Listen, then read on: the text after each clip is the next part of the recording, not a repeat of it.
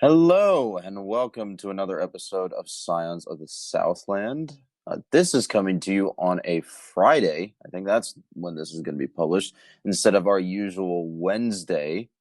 Um, yeah, I mean we decided to delay because of a National Signing Day yesterday, but we still wanted to get an episode out this week.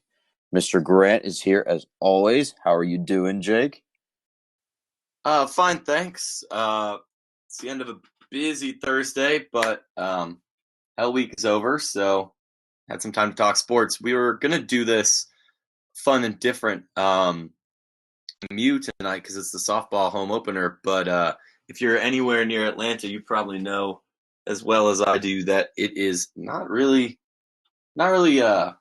sports weather outside. Is how I'll put it I would nicely. I would definitely not characterize Atlanta weather today as sporting in any way, shape, or form. And I mean, if you like whitewater rafting, some of these streets are good for you. Synchronized swimming? Synchronized swimming, yeah. Maybe even some real swimming. Kayak, Yeah, all it's that good probably an stuff. Olympic sport. A crew rowing. I think. Yeah, I that think works. so. We have one of those on Probably campus. we haven't had part of my two friends who listen to this, but yeah. We have one of those on campus. Maybe they got some practice out on Peachtree Street today instead of out in the on the Chattahoochee. Yeah, it's nice. Save them a trip, you know. Less banter, more Georgia Tech sports. Mr. Grant, where do you want to start this week?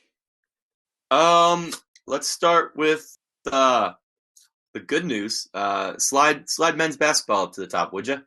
Oh, yes, I will. So, men's basketball blew out VT earlier. When was this? This was last weekend, I think. Monday?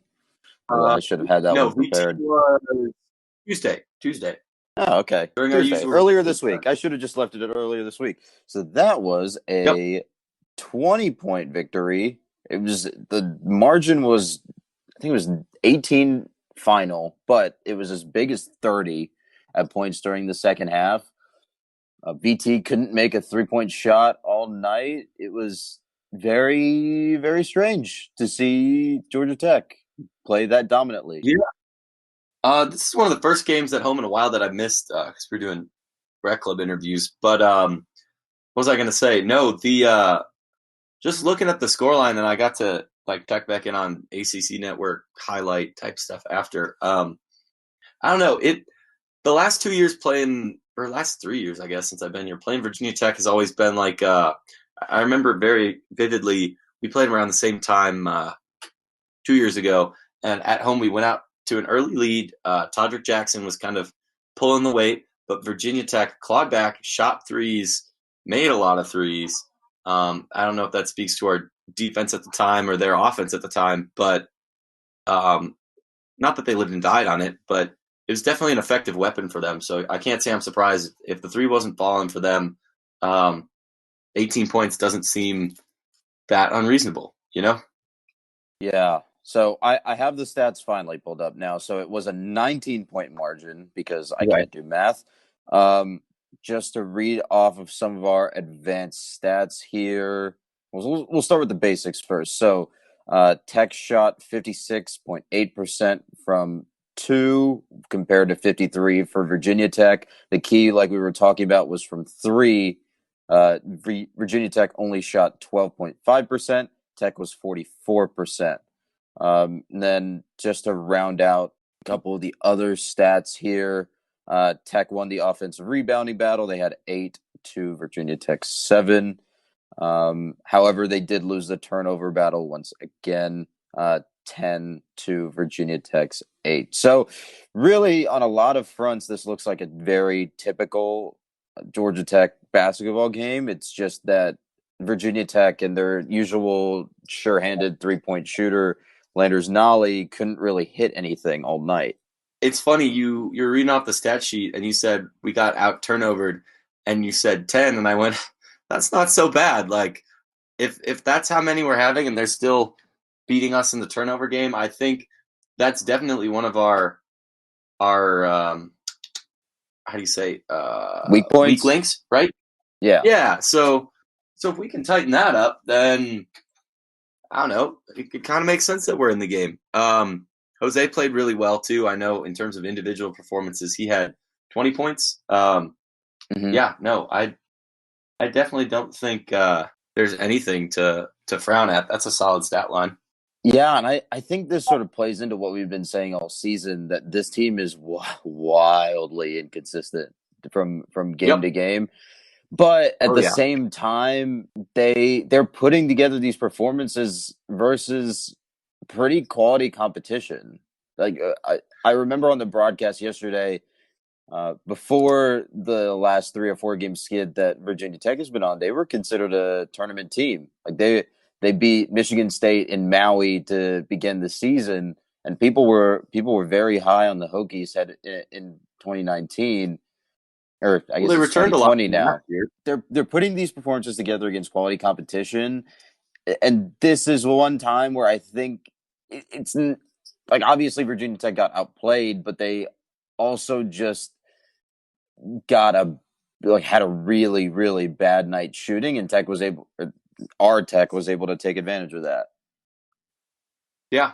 Oh, totally. Again, it's not like they've really lost anything in the past couple weeks either. It's you play tough ball in the ACC. It's not out of the picture that a lot of the wheat and the chaff of the conference aren't really that different this year. Like if you look at the standings, you got Louisville, Duke, Florida State. Everybody kind of and agrees that they're the then top three.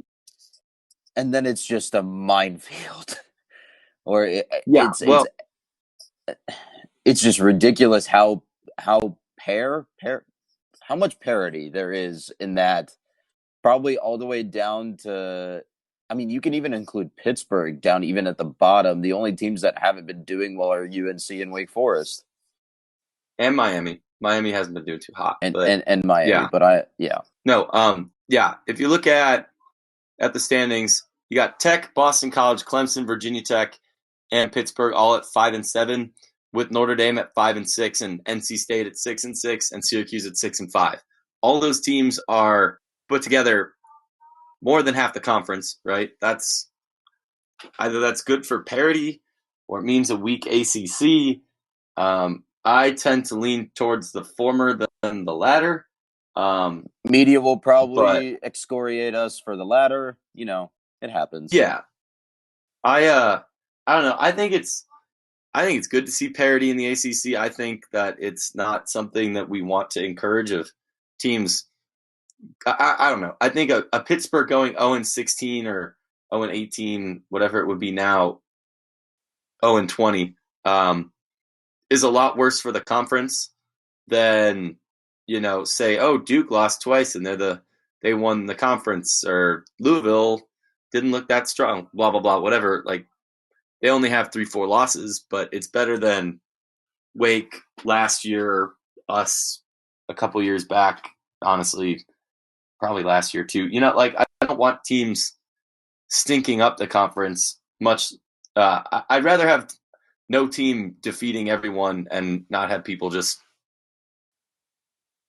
diluting the. Yeah, no. I get where you're going, and I think this is a Regression to me. similar That's probably case. a good way to put it. Yeah, I think this is a similar case to this year's Big Ten, right, in basketball, right? Because you have a curious case of, I think it's home court advantage has been either dominant or non-existent. I can't remember which one in the Big Ten, and everyone is in the mix. Like I think Illinois, which I don't usually consider a good basketball school, was near the top of the conference. Michigan was there early on, but then just kept losing conference games.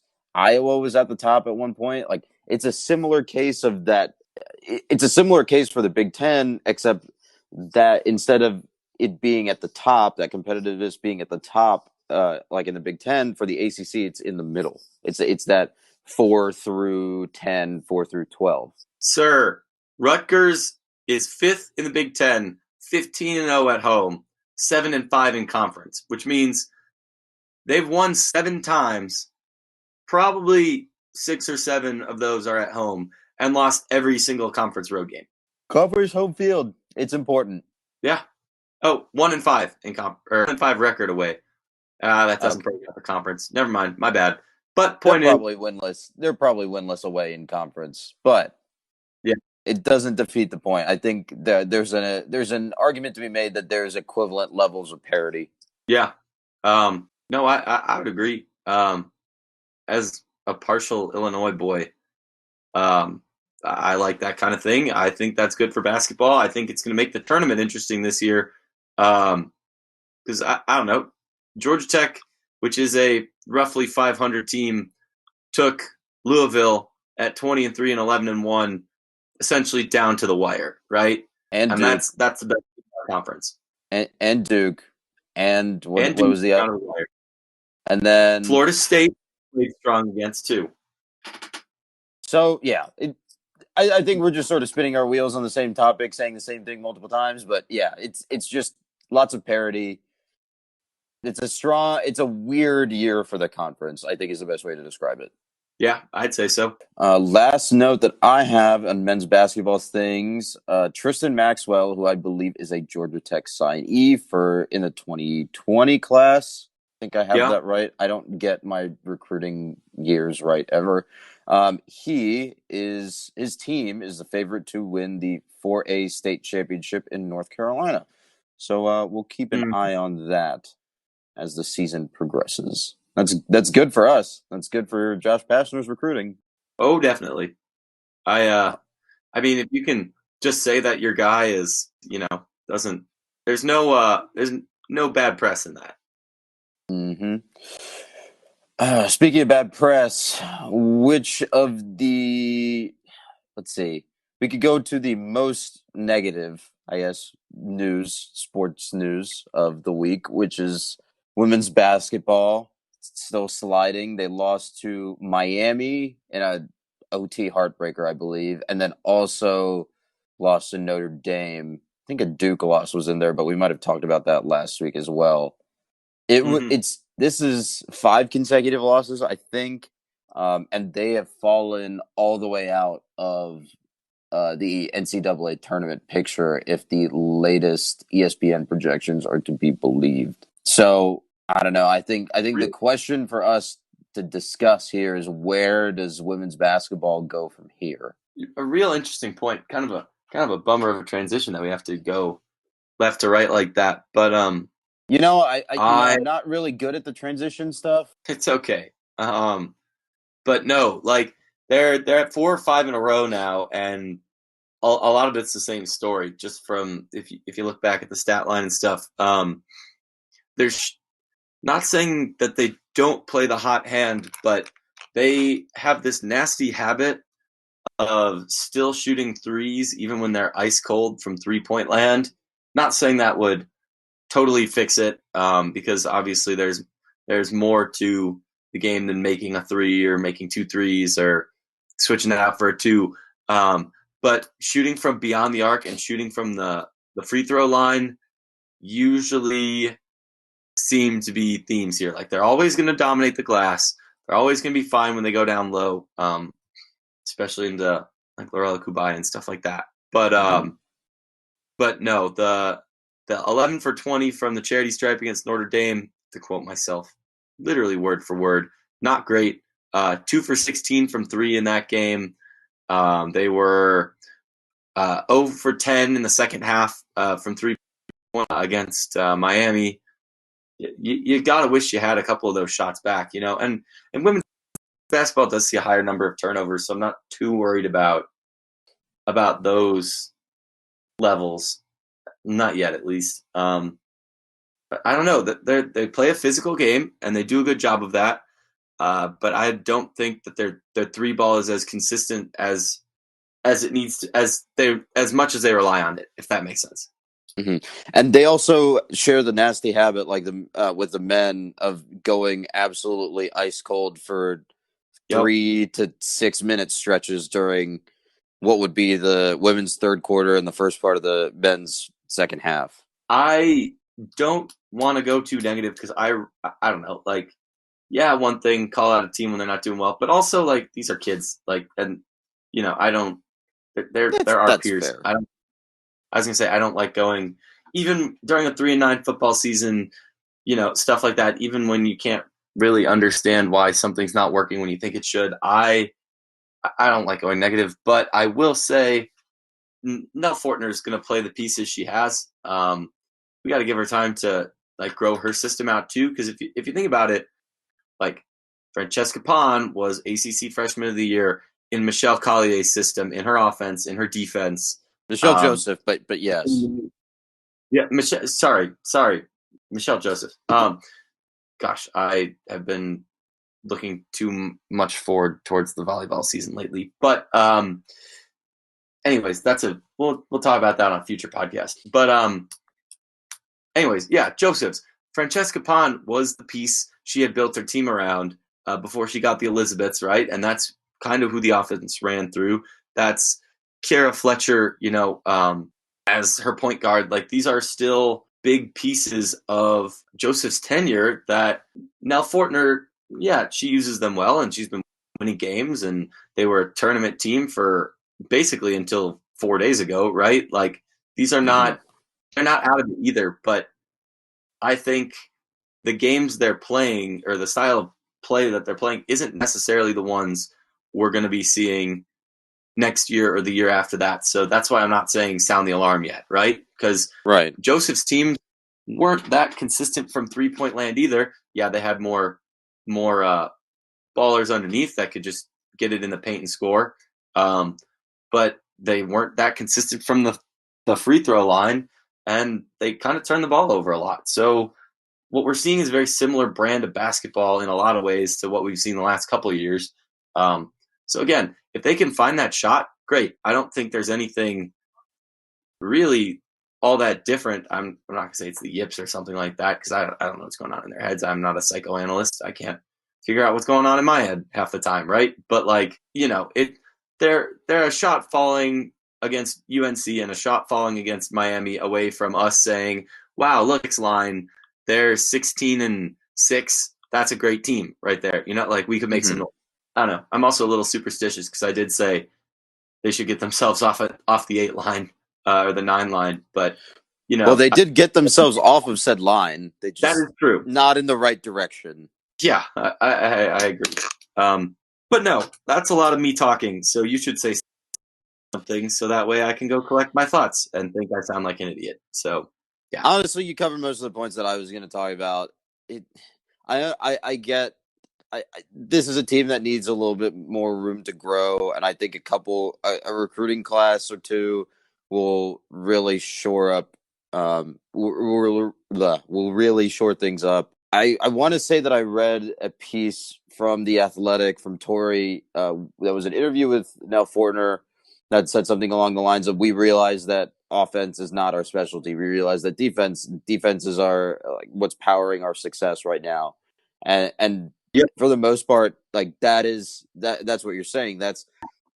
They can defend as much as they want, but they really need to work on that shot selection, and really rhythm, that shot rhythm, in order to be more successful in the games to come at the end of this year, and then also moving forward into next year.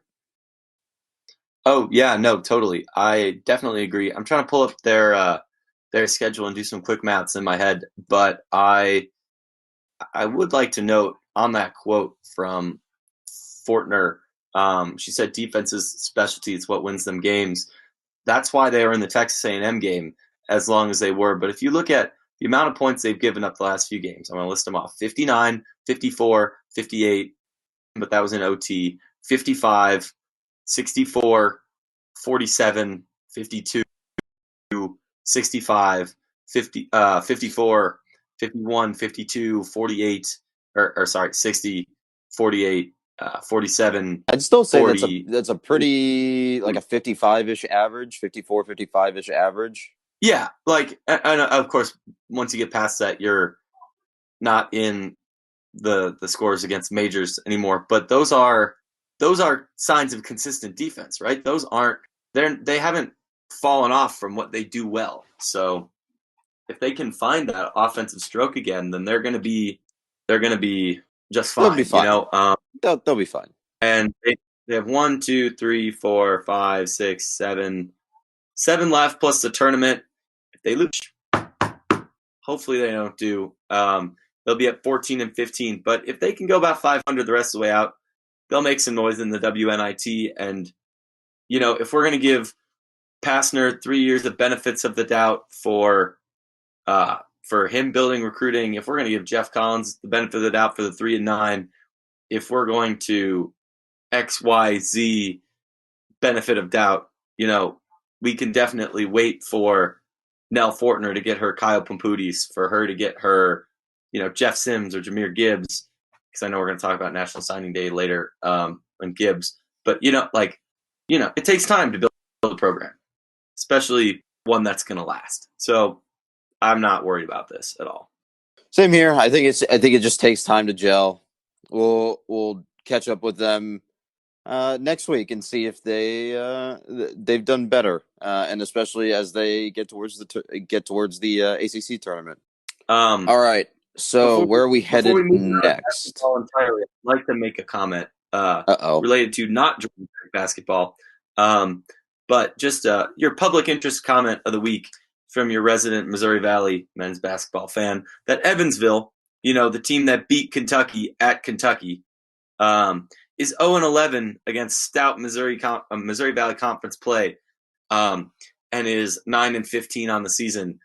So those SEC wins mean more, bro. We'll always have Kentucky. Mm-hmm. Anyways, back to the regularly scheduled program. And you're really interrupting my transitional flow right now. I would really appreciate it if you just let me do my thing. Thank you. All right. Let's see, where are we going next? Do you want to talk about men's and women's tennis? Sure. They had a lot of tennis playing last weekend too, didn't they? Oh yes. Let's see, Texas. The women played Texas. The men faced. The men were versus Athens. I think we talked about that one. Maybe. No. I don't think we have. I don't think so. Women played Athens. Let's see. I think that's. I feel like I'm missing one more men's outing. Nope. They only had one last week, which was weird. Okay. So yeah. So let's. I don't really know where to begin with the tennis. I'm really more of an Australian Open type person than a college tennis kind of guy. Yeah, so fill in the gaps for me here.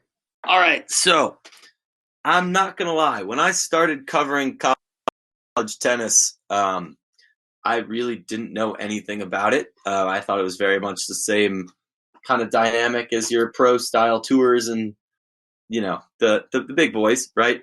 But I don't think that that's true at all now after having covered it.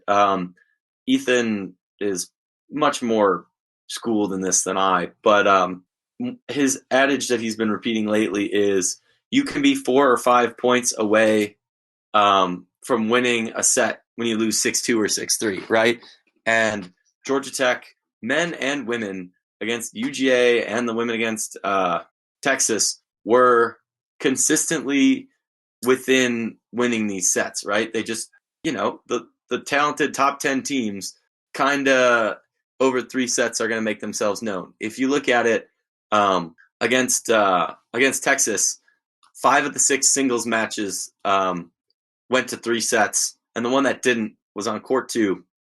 The number 4 player in the country out of Texas defeated Vicky Flores in a pretty tight 6-3 first set, and in the tiebreak 9-7 in the second set. And Victoria Flores has been playing fantastic tennis, right? So you can't really, and again against UGA for the women, the only singles game that was really out of hand was down on court 6. There's not, I don't know, like I hate the phrase quality loss, which is why I'm not about to say it, but Georgia Tech took losses here. The men probably a little more disparate than the women, just by nature of dropping that game a little bit faster.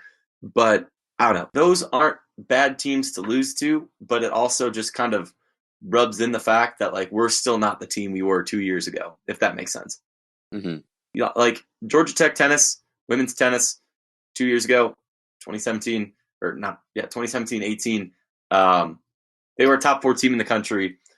If they had been on the other side of the bracket, perhaps they would have gone to the championship. who knows what happens when it's just 4 points between you and the title. But that's then, this is now. But, you lose really your number one tennis player in the last significant amount of time. It takes a while to find another, right? And Georgia Tech doesn't have that number 4 Anna Tarati of Texas. They don't have that court one singles that can just go out there, wreck everyone, and then everybody, it shifts all that up a court, right? So you have to put up Kenya against whoever, and I'm in the weeds on this now, but tennis is a sport of matchups, right? And when they announced that Carlos DeBar was coming back to play singles for the first time this spring on Sunday, I was like, shoot, like, he's our best singles player. They're putting him on court 6. That's an automatic win. You know what his line was? I'll have you guess. Just humor me. Humor you? Okay, fine. Yes. It was like 6-2, 6-1. Yeah. It's a game of matchups. It's how you're playing. It's how you're feeling. And especially when you're young, Georgia Tech had been rolling through doubles, but the men really hadn't faced a lineup like they had against UGA yet, So I don't know. I wouldn't count them out of the tournament picture or anything like that, either team. In fact, the women have a berth in the ITA indoors, like, starting tomorrow. So, again, 4 matches from a title. So don't count them out. But at the same time, it's one of those, like, it doesn't make it hurt less either. Anders Martin took the first set against a guy who's been better than him in juniors for years, right? But you still got to play till the end of the set. That's why you play 3 or 2, Mm-hmm.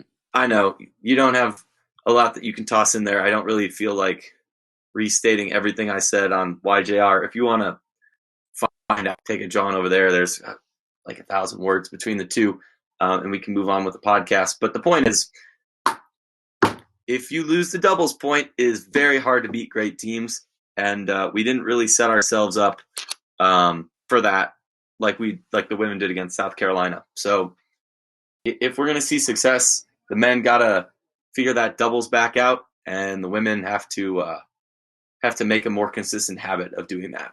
So that's where I'm at. Okay. I have nothing to add because, again, I am an Australian Open person, not a college tennis expert. So let's go next to swim. Oh no, you're gonna spiel again for a while. Let's pivot to something that I can contribute to. Softball. Let's talk about softball since you were supposed to be there today. I'm sad. It's still so rainy. I tweeted this today that softball coming back or softball and baseball coming back, whichever kind of starts their home season first, means that spring is back. But honestly, I think I'd rather have a wild blizzard snowstorm, Chicago style, whatever, than all this rain we've had. This is just gross. Don't tempt fate. That you asked for that, and then we end up with another snowpocalypse. Oh, that's probably true. Okay, well, let's talk about softball. Despite their season not starting today, it will start tomorrow at 10 a.m. versus UAB. Morning softball is weird. We're not going to comment on that part further because, weather cancellations happen. But let's see. This is a young team. This is a growing team. They brought in a lot. I want to say their recruiting classes were pretty highly touted, and they look. I want to say they look good going into this year. I'd say so. Did you read the preview this morning? If not, I'd like to. Did, but please go ahead and elaborate. I love drawing illusions that I probably shouldn't. So allow me to jump to a conclusion. If you look at the RPI that volleyball finished with in 2018, right? So 2018-19 academic year is 96. If you look at the volleyball RPI that they had this year, 41. If you look at softball last year, that RPI was at about 90. I think softball is primed to make a similar jump to volleyball if absolutely. They stay healthy. If the bats are the bats, right? And they have an upgrade at catcher. as long as Emmakoff comes in and gets to hitting right away, like she's a lefty with a plus power tool, plus hit tool, and plus speed. That's dangerous on the base pads, Mhm. for sure. And they don't lose a whole lot either. So upgrading that pitching could be that kind of jump that we saw from volleyball when they threw in Julia Bergman to the mix of their rotation. So that's my big point that I'm probably gonna keep harping this year. Oh no, I agree with you, and I think we both agreed to a very weirdly emphatic point that pitching was softball's dire weakness last year, and Yeah. Morgan Bruce was usually on fire, but when she got off, it was those outings were not pretty. And then you really didn't have anyone else that could uh, get to the same level of quality with regularity that Morgan Bruce did. You had Brooke Yeah. Barfield and Naomi Dickerson come in some for some starts, but for the mass, like I would say, for the vast majority of Georgia Tech softball's good games last season, Morgan Bruce was on the mound, and you just can't pitch her every day. She's got to get some help, and I think the players that they brought in, you're going to need to give me the names because I can't remember them from the preview. But the players that they brought in to round out the pitching staff this year should give her that help. Yeah. If you look at, you kind of made this point in talking about like Barfield and Dickerson. Both of those players are listed as utility now, so I don't think we're going to be seeing as much of the two of them on the mound, which is probably good in the long run for the team. I know both of them, or Barfield definitely predates Eileen Morales, but getting plus freshman with the pitch tool in the form of Blake Nelliman, freshman from Georgia, good state high school accolades. But the two transfers, Madison McPherson, limited experience, but a 171 ERA in 16 innings. And then Lexi Ray, who was like a freshman of the year in the Ohio Valley, who went 26 and 16 with a 287 ERA. That's a dangerous take, or not takeaway, a dangerous tool to have, Addition And tool, yeah.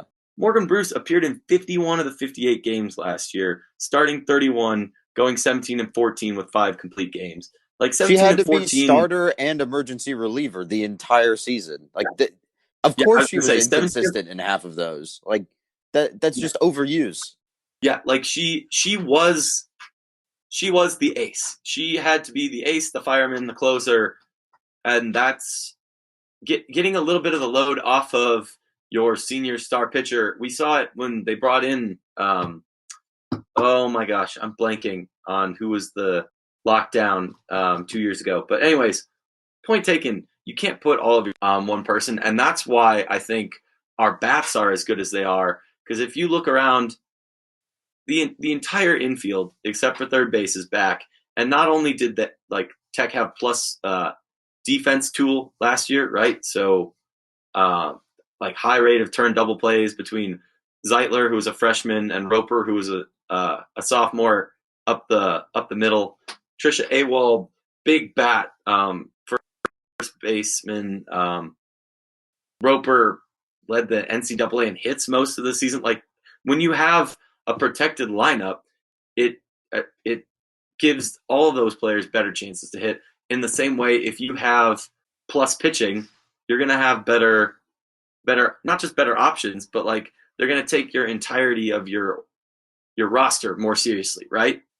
That's something that made the Auburn Regional that much sketchier for baseball last year. Is you go, hey, like we don't have Zay, we don't have Andy Archer, we don't have Herder. Like they got Connor Thomas and they got Tristan English. Like once we get CT out of there, like it's anybody's ball game, right? And Mm-hmm. so if you can have these options, and Eileen Morales in her interview with Wiley Ballard made a specific note that they want to pitch like a baseball program, like focusing on matchups.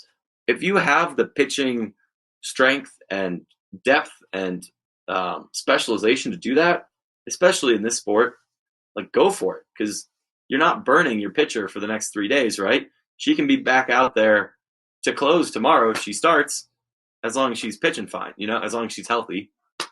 Mm-hmm. Sorry, rambling. Um, No, but I get the point. I think we agree again in that I think this new approach, and I admit that I don't know how many teams pitch softball like they do baseball in terms of matchups, but I think this approach and more formally cycling out pitchers will prove much more successful than just running the same pitcher out in emergencies like they did last year. We really only saw 3 pitchers on the staff last year, and now I want to say there's like 4 or 5, and just from a sheer numbers perspective, I don't even need to be a softball expert to tell you that should lead to success. That leads to less overuse of a single pitcher, and obviously less fatigue that comes with that, and just by sheer numbers with less fatigue is going to come a little bit more consistency.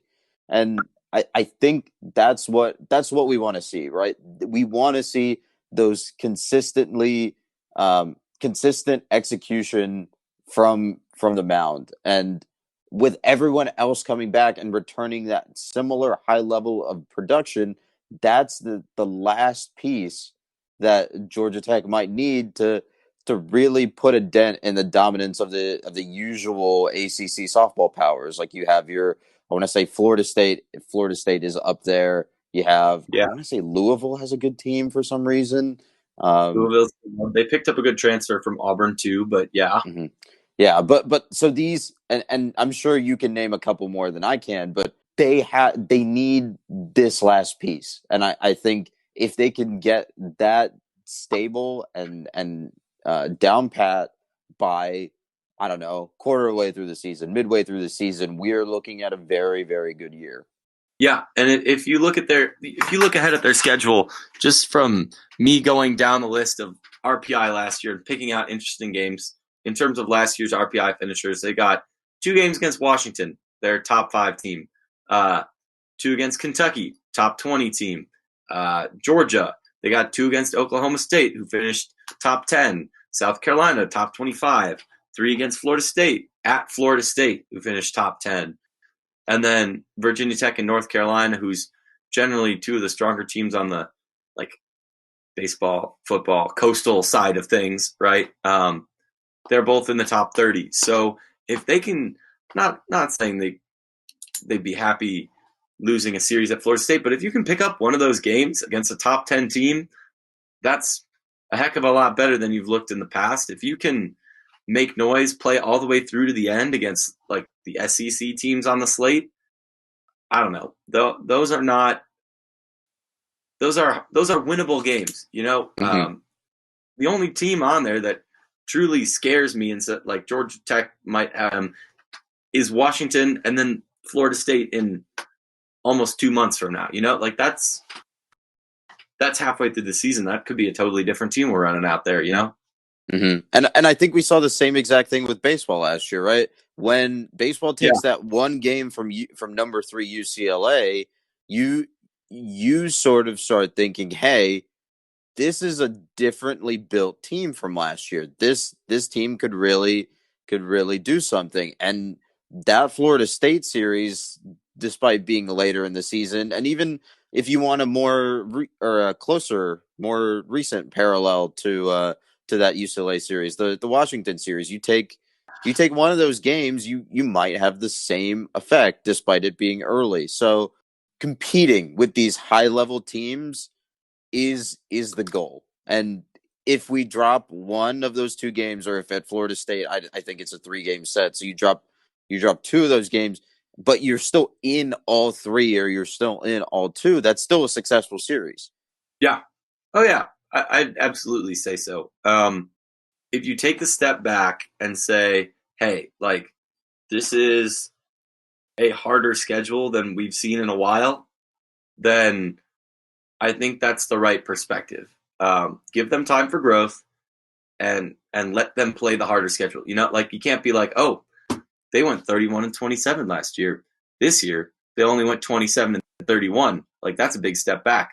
Well, there's nuance to it, right? This is getting the team. It's building that program, right? And we hear all the time, again, just like talking about Nell Fortner, we want to build a sustainable program. Yeah, you got to ratchet up the schedule. So if that means they start beating these teams, great. I hope they turn the corner where they're knocking off these teams in a month or two rather than in 3 or 4, right? But it's not. You can't go from where they were at, winning 33% of their games to a tournament team in 2 years. It might not be a smooth path, but hopefully we get there. Mm-hmm.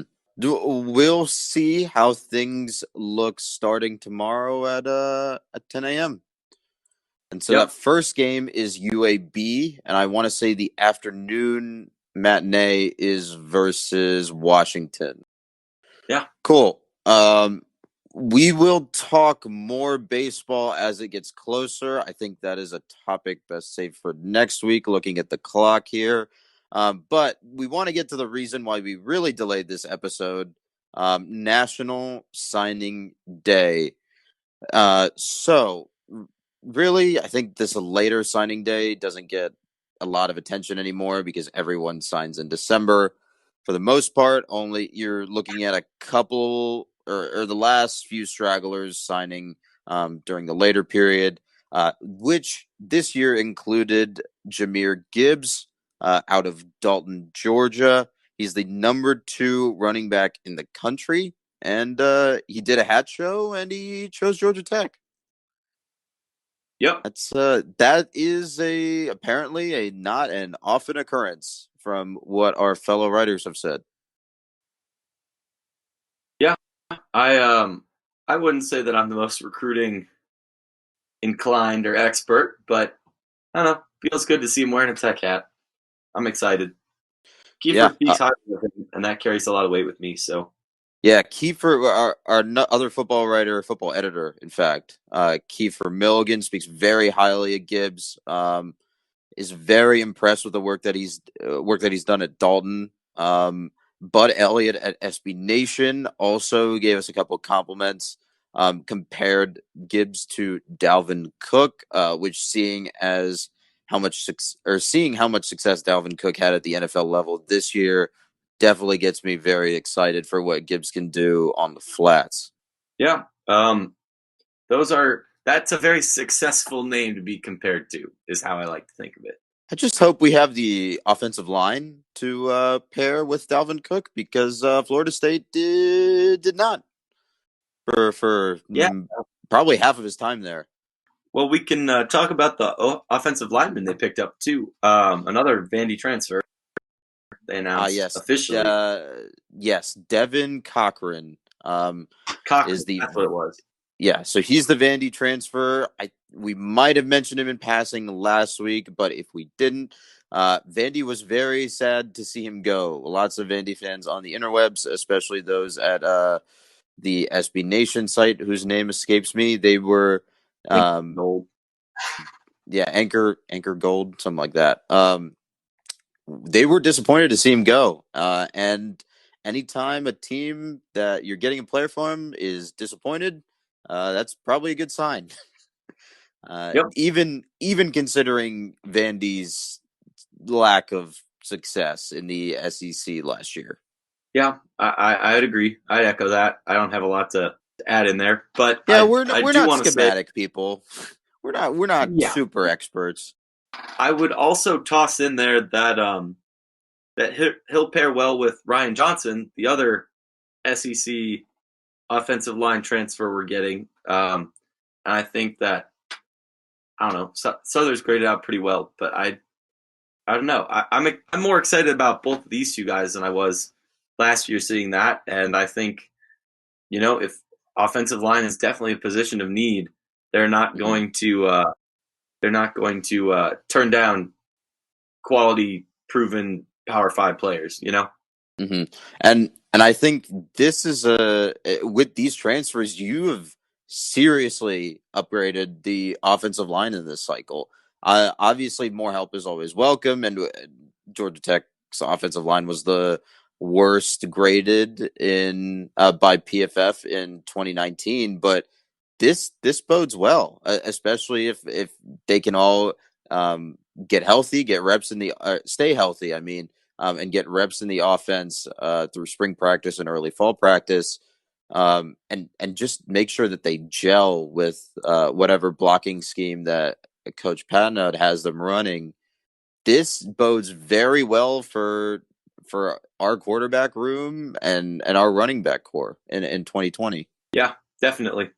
All right, let's last note, I did want to point out on recruiting. Tech did finish with a top 25 class per Rivals. It was number 27 per ESPN.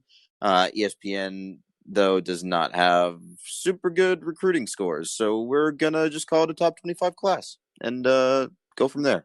Yeah, they said that Jahmyr Gibbs was significantly lower in their calculus than most of what our guys and the 247 Rivals guys had seen. So I'll take that with a grain of salt. Give me the top 25 ranking. Put it on a sign.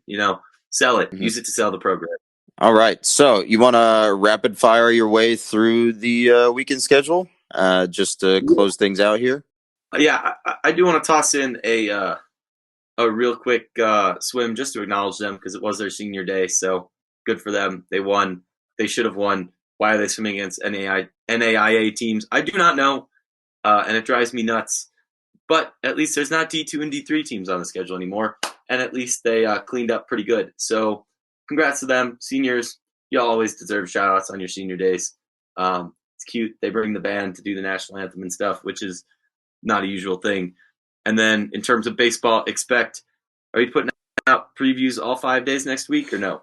Yep, and the weekend. So lots of baseball content coming in. And we will talk more about them at length on Tuesday when we are back with another episode. And if I don't see you out at the Mew this weekend, I will be around the Rusty C next Friday, Saturday, Sunday, and also the Mew because they're home again. But it's springtime. Come back to the Flats.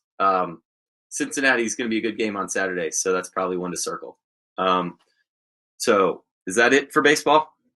Yeah, let's walk through this weekend schedule and then close it out. All right, week schedule. We already had VPSU basketball on Tuesday. Today, men's golf is in Hawaii. They're kicking off their spring. Then we've also got women's basketball at Pittsburgh. Wait, this is Thursday. You're not even going to hear this till tomorrow. What am I doing?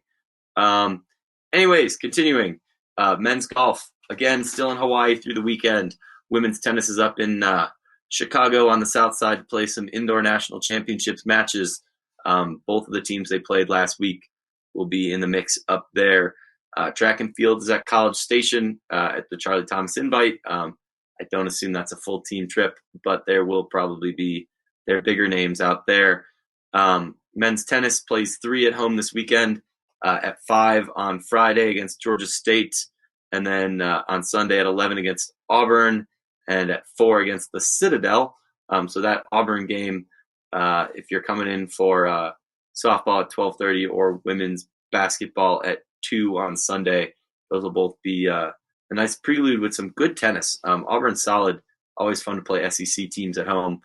Always then, fun to play Citadel Auburn, period.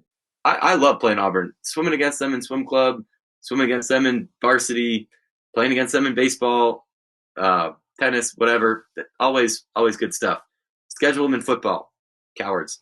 Other than that, we got the softball games, 2 tomorrow, 2 Saturday, and 1 on Sunday that I already mentioned. The late game tomorrow is at 6 p.m. against Washington. They're the preseason number 1. That is the one to go watch. If you want to watch softball this weekend, Newborn Field at 6 p.m. on Friday and 3:30 p.m. for number 1 Washington in the Buzz Classic, which is coming back. And other than that, like I said, golf and women's tennis, same dealio all weekend. Same with track and field. And then men's basketball will be up in Pittsburgh for the roundabout wrap up to this slate. But yeah, no, busy weekend on the Flats between 5 softball games, 3 men's tennis matches, and a women's basketball game. We got a lot to see. We'll have plenty to talk about on Tuesday. And then, of course, baseball looming Friday, 1 week. Rusty C. Other baseball words, go here. Put them in there, whatever you pick. Let's go. All right, so that about rounds it out. The only other thing I have to add is go buy an Atlanta United jersey. They're white and gold. You can support 2 Atlanta teams at the same time. This is a bad outro. Jake, do you have anything else to add? Stay dry, stay warm. Don't let things flood. Also, I don't know. Go watch baseball. Go watch softball. It's good time to be on the flats. All right, and with that, we will see you on Tuesday. Well, you'll hear it on Wednesday. You get the point. Anyway, see ya. See you on Wednesday.